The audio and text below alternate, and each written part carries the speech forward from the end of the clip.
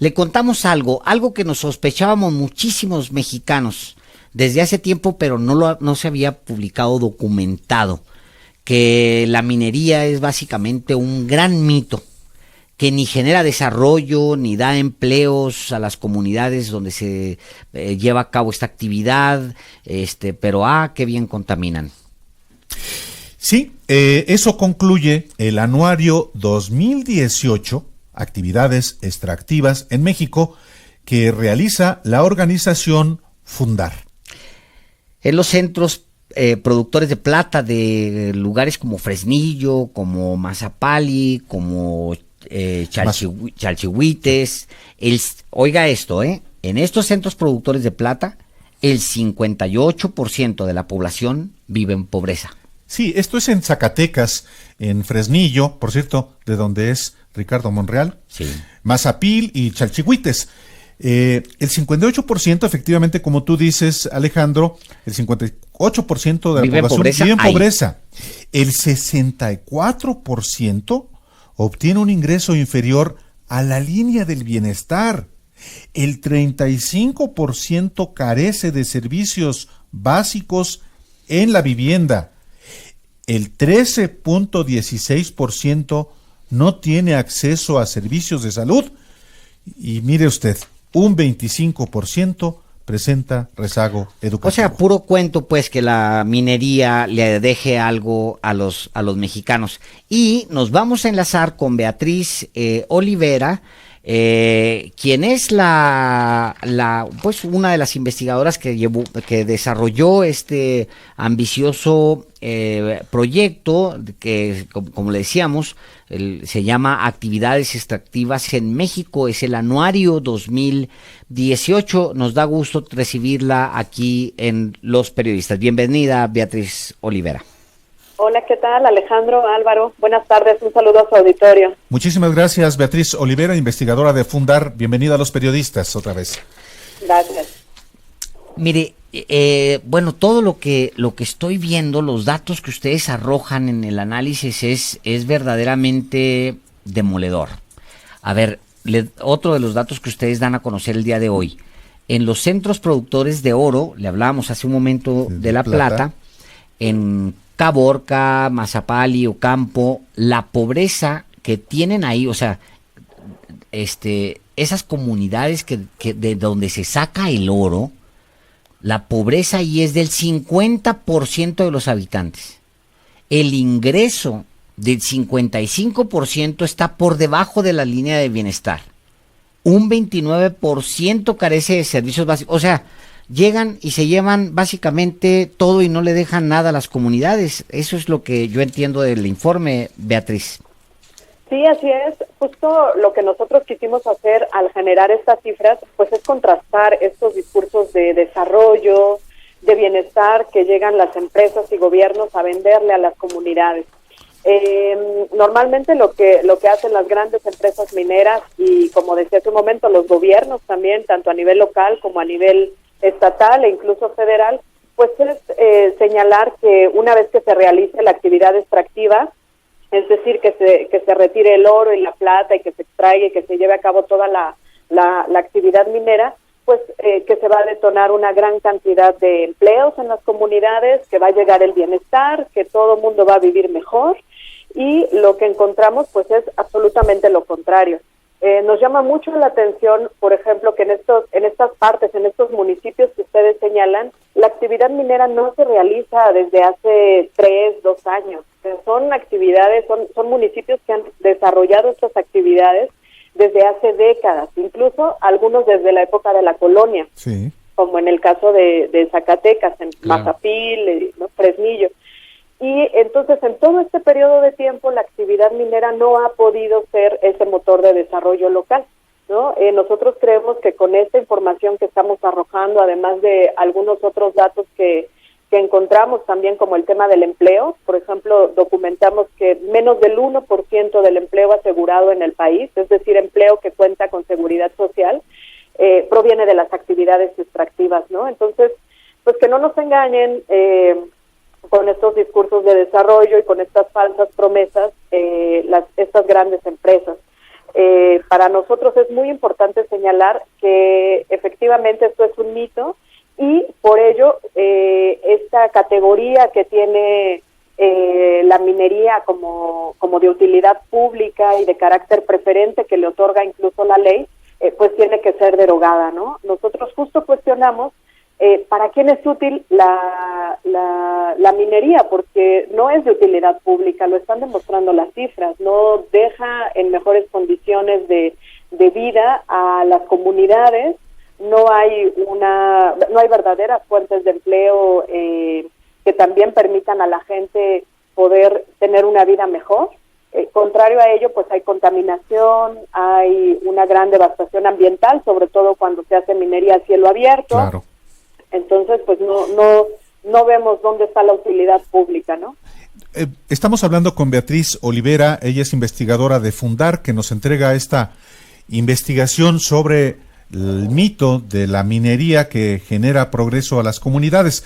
¿De dónde son y a quién pertenecen las empresas que extraen muchas veces a cielo abierto, que devastan grandes territorios de algunos estados, por ejemplo en el caso de Zacatecas, y que pues no dejan ninguna utilidad desde el punto de vista del desarrollo social, Beatriz?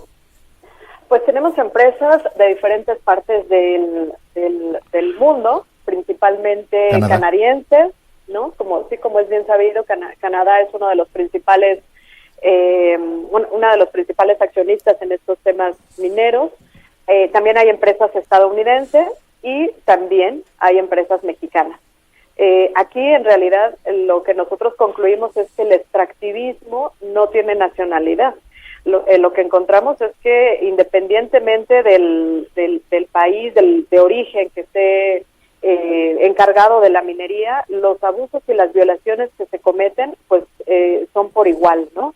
Se ha cuestionado muchísimo a la minería canadiense, sobre todo porque los estándares que aplican, y también a la minería norteamericana, porque los estándares que aplican en sus países, estándares ambientales, pues no son los mismos que se aplican en México, ¿no? O sea, las técnicas, inclusive hay partes de estados en Estados Unidos, en Norteamérica, en donde la minería a cielo abierto, que ocupa la lixiviación con cianuro, que es un proceso para extraer oro, está prohibida.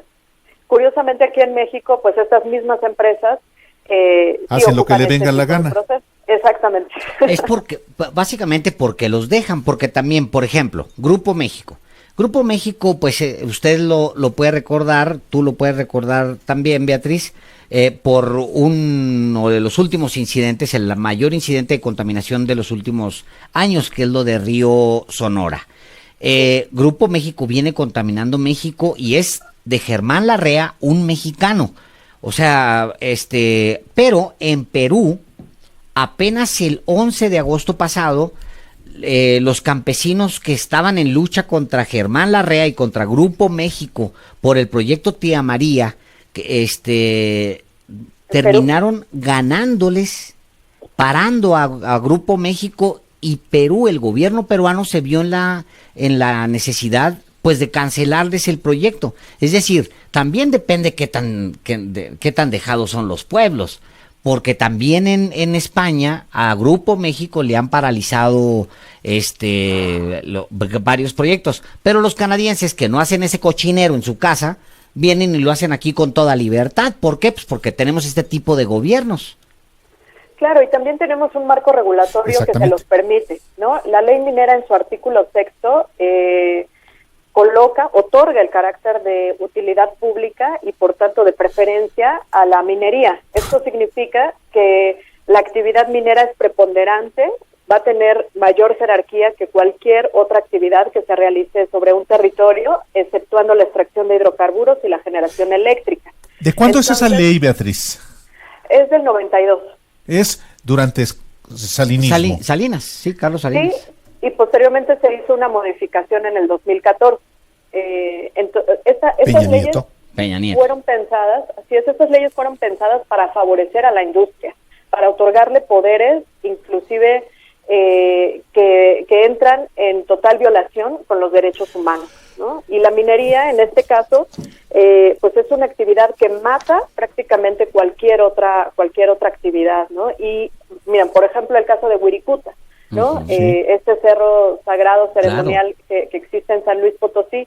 La ley, en estricto sentido, le otorgaría el beneficio, le otorgaría la razón a las empresas mineras de efectuar allí cualquier actividad, dado que están encima de un centro ceremonial y en este caso ellos tienen carácter de preferente, ¿no? Sin embargo, por supuesto, está todo el marco regulatorio que tiene que ver con la defensa de los derechos de los pueblos indígenas, que permite hacer una defensa del territorio. Pero en estricto sentido, a la ley minera le otorga a esta actividad una preponderancia que, repito, es violatoria de derechos en buena medida. Qué pues barbaridad. lo importante es que se acredita, ojalá que se pudiera transformar esta realidad atroz, este mito, gran mito, de que la minería en el país genera desarrollo. Ni empleos ni desarrollo a las comunidades donde llega la actividad minera. Beatriz Olivera. Así es, esperamos que esta información sirva para quien está tomando las decisiones ahora en el actual gobierno, y también esperamos pues que este carácter de preferencia que otorga la ley minera, particularmente en su artículo 6, pues sea derogado. Ahí está también el llamado para nuestros legisladoras en este próximo periodo de sesiones, y ahora que se está armando la agenda legislativa, pues creemos que este es un muy buen punto de discusión y ojalá nos estén escuchando y esto sirva para que se coloque en dicha agenda. Muchísimas gracias, Beatriz Olivera, una de los investigadora de Fundar y uno de los que formó parte de este trabajo tan amplio que han hecho sobre la minería. Gracias por estar en Los Periodistas. Gracias a ustedes. Buenas Un saludo. tardes. Buenas tardes. Y bueno, el presidente Andrés Manuel López Obrador justamente dijo en julio pasado que Felipe Calderón Hinojosa entregó 26 millones de hectáreas a empresas mineras extranjeras, y también dijo que no se les dará más tierra porque solo la usan para especular.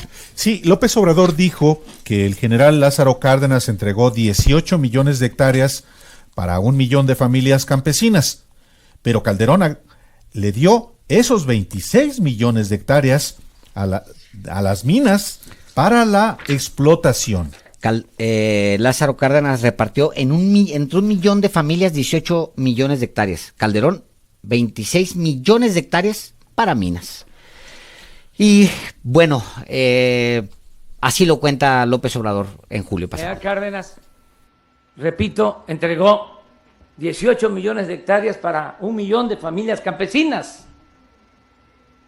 Felipe Calderón entregó 26 millones de hectáreas para la explotación minera a empresas extranjeras. La industria minera, de la que son dueños mexicanos y extranjeros y sobre todo canadienses, es de los grandes contaminantes del agua en México. Se estima que la mitad del agua destinada a la minería en el país se extrae de tan solo 3 estados. ¿Cuáles son estos? Sonora, Zacatecas y Michoacán. Contamina con metales pesados como cadmio, cromo, plomo, arsénico, mercurio y cobre, que alcanzan acuíferos y cuerpos de agua. Estos residuos de la actividad minera son tóxicos en altas concentraciones y se caracterizan por su persistencia en el ambiente, su fácil transporte y por ser bioacumulables. Sí, pero también contamina por drenaje ácido, como residuo del proceso de separación de la roca del metal. Se forma ácido sulfúrico que acidificará el agua.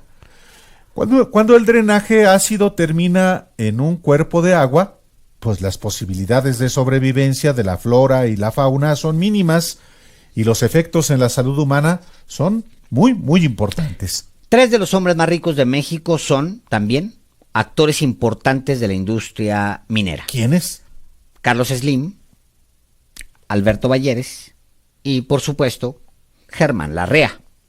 Generan riqueza para ellos con la extracción de minerales preciosos como el oro y la plata.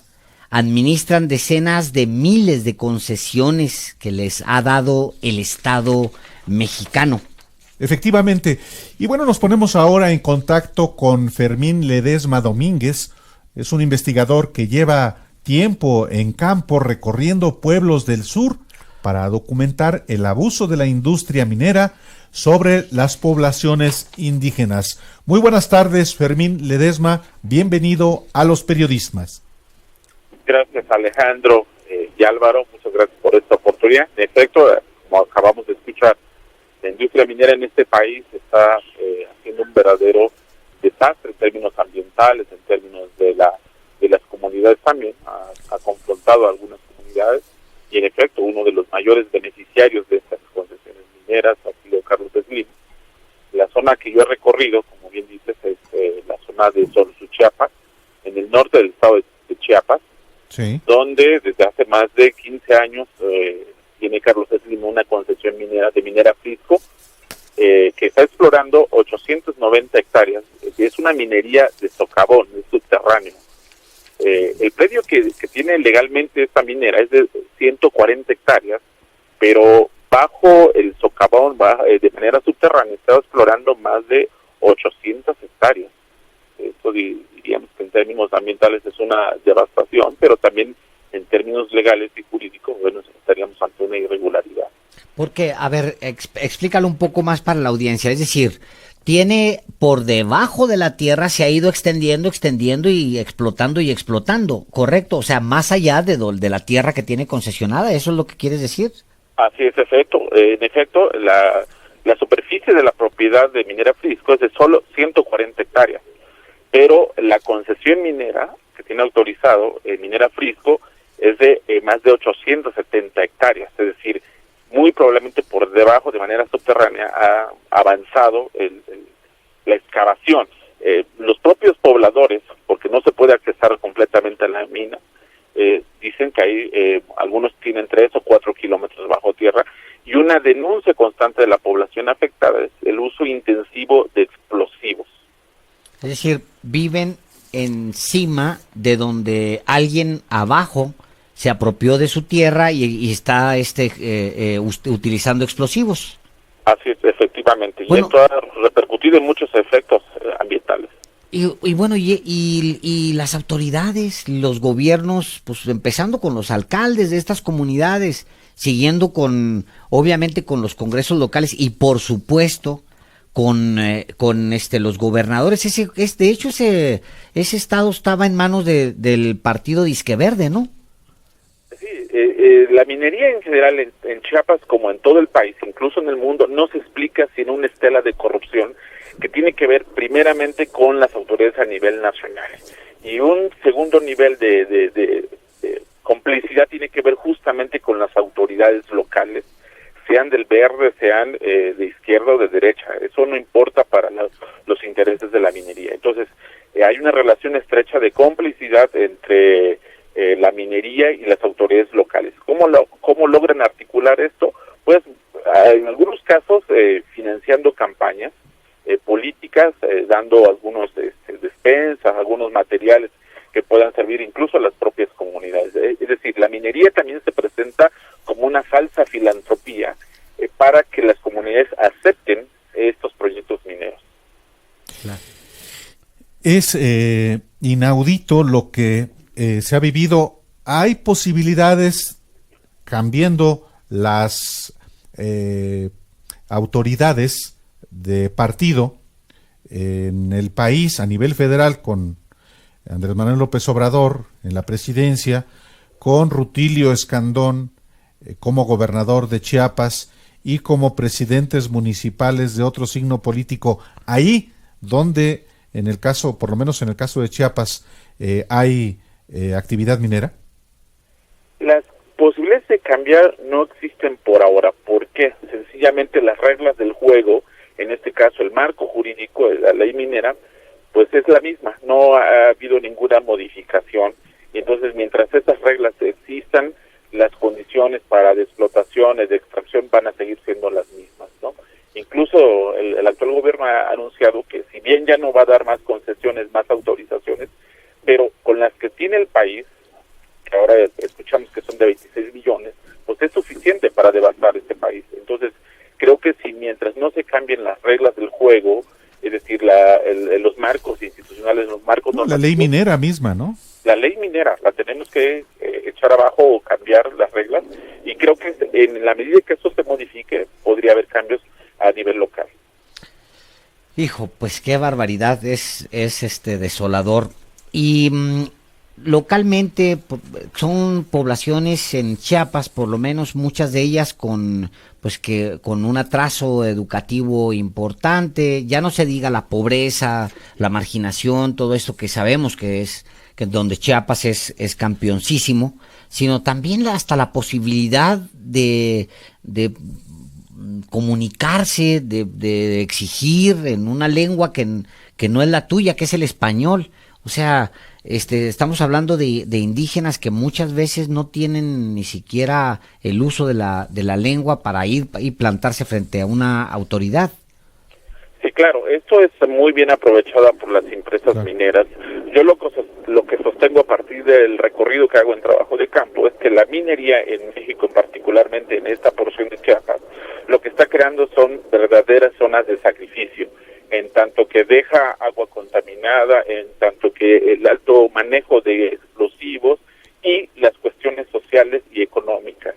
Es decir, la minería es una falsa ilusión del desarrollo, porque en realidad los más afectados son las propias comunidades, que se empobrecen más, presentan problemas de salud y desarticulaciones en su vida comunitaria. La economía cambia abismalmente a partir de que se instala una minera. Entonces, los grandes ganadores de las concesiones mineras son las empresas, mientras que las comunidades se vuelven más pobres. Sí, un cuadro terrible, Fermín Ledesma. Muchísimas gracias por compartirnos esta información que tú has documentado a nivel de tierra. Claro, muchas gracias a ustedes por este espacio. Gracias, Fermín. Buenas tardes. Hasta luego. Es un tema del que poco se habla, lamentablemente, en México, y que tiene devastadas grandes extensiones de territorio en México. Mira, yo las cifras que tengo es que, a diferencia de lo que dice López Obrador, que seguramente él tiene cifras actualizadas, pero yo tengo que Felipe Calderón concesionó 24 millones de hectáreas y Vicente Fox concesionó 8 millones de hectáreas. O sea, entre los dos, 32 millones de hectáreas. 32 millones 172 mil 679 hectáreas. Y el número de concesiones entregadas. Felipe Calderón entregó 11,817 concesiones y Vicente Fox casi lo mismo, 11,721 concesiones. ¿A quién? No solamente a empresas extranjeras. ¿Quién de México? Ya se mencionó aquí. Grupo México de Jorge Larrea tiene... Germán Larrea. De Germán Larrea, perdón. Grupo México, Frisco de Carlos Slim, claro, y Peñoles de Alberto Balleres, que es al mismo tiempo el dueño del ITAM, es el dueño del Palacio de Hierro y muchísimos negocios en el sector energético de este personaje, a quien el Senado, durante el sexenio de Enrique Peña Nieto, le dieron la medalla Belisario Domínguez. Así es. El primer, creo, empresario en la historia que el recibe. padre, uno de los padres del neoliberalismo en México. Y bueno,